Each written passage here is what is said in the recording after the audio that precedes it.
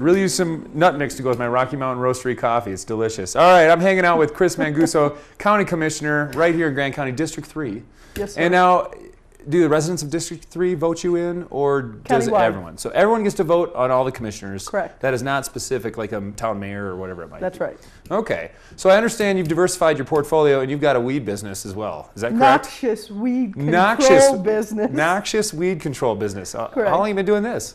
I started that in 2007. Boy, you had a busy year that year. I did. A lot of life changes. Yes, I did. Did you move to town that year as well? No. Okay. I live out of town. I gotcha. So what were you doing before 2007? Was there a Kris Manguso before 2007? Yes, there was. I worked actually at the Land Trust, Middle Park Land Trust, which is now the Colorado River Headwaters Land Trust. All right, unnatural but planned segue, weed business into pot. So pot's been a challenge through the... Noxious weed control business. Sorry, your business, noxious weed control. Now I'm going to go a whole different direction on you. We're talking about, I'm guessing a challenge for you guys, and the discussion point has been, how do you handle the marijuana in Grand County, like as far as sales and grow and all that stuff?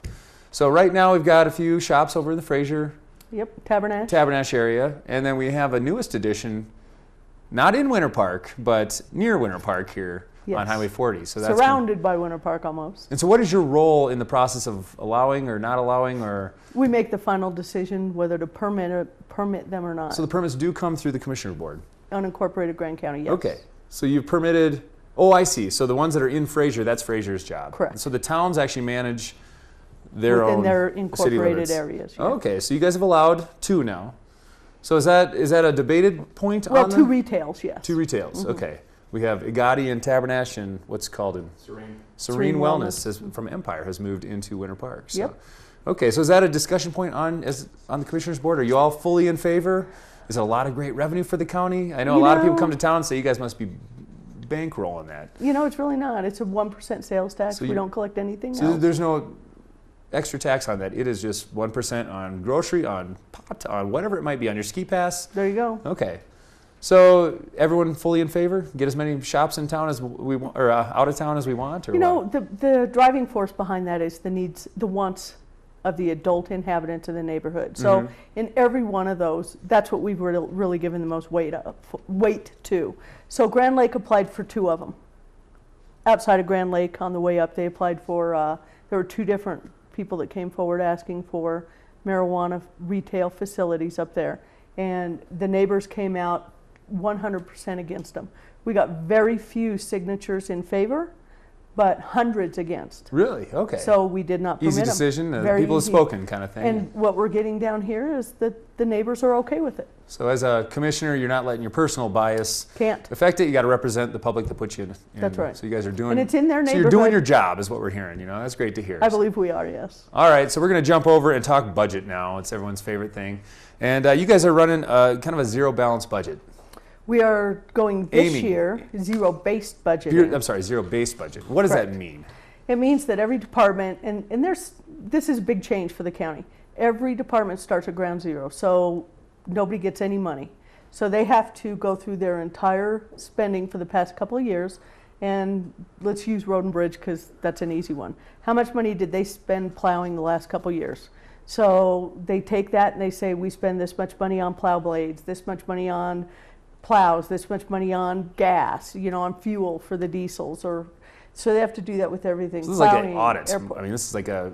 They start with zero. They have to justify every penny. So the clerk and recorder, right? The clerk and recorder has to print out copies of recordings for people. How much paper does she use doing that, right?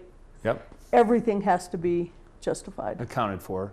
So then what happens? So our budget's getting slashed because they can't account for budget money, or kind of what's going on? I don't expect them to be slashed at all. I think that our departments run really well, and I think that we might find a little bit of money in a few places, and hopefully we can spend that on upkeep of pavement. And does this change your overall budget? I know we're talking about, what's that? No. Our overall budget runs about $35 million, and this won't change it. You know, the revenue coming in is going to be the revenue coming in. So with it's just how it's spent. $4 million comes in sales tax. So what else makes up $35 million? About $10 million is property tax. Okay. And the rest is pretty well grant revenue and fees for services.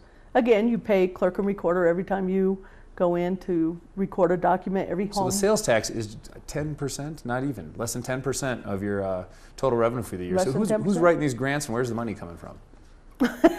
Well, there's many different places. Yeah. We get, our sheriff is really good at getting money for grants. They have POCS grants, and every time a ticket's written, we get funds. So some right? departments are even writing their own grants to help. Of course. Okay. A lot of our departments write their own grants. Treasurer, we get treasurer fees, and we also get interest on any money we have there. That's all invested. There's money that comes in there. Clerk brings in quite a bit of money. So it's a lot of moving parts A lot to of get moving that, parts. that budget up to $35 million for your. Yeah, it is. Yeah, and then you guys get to start Spending it. Yeah, is that overwhelming when you're talking those kind of dollars and cents? When you came in as the commissioner, was that a new task for you? Again, it was a new task, but I'm gonna give a shout out to our departments. Both the elected and the appointed officials do a really good job of budgeting their individual departments, and I think is all that this zero-based budget process is going to do is make everybody look at every dime they spend, and we might find some things that are being spent that maybe, or some money being spent that doesn't need to be. That's our hopes. Become more efficient and benefit everyone, and we'll have Very more money much to so. put elsewhere to help grow because that's the big ultimate goal is to grow. Is that correct? Grow the county and economy? Yeah, for some people, you have pro-growth and you have anti, that. Well, of course, that's back to juggling personalities. That's exactly right. Yeah. The population's growing, it's coming. So we're going to talk a little more about economic development when we come back from this break. And thanks again so much for hanging out with us. We have Kris Manguso, County Commissioner, District 3, hanging out to my left here. We'll be back in a moment.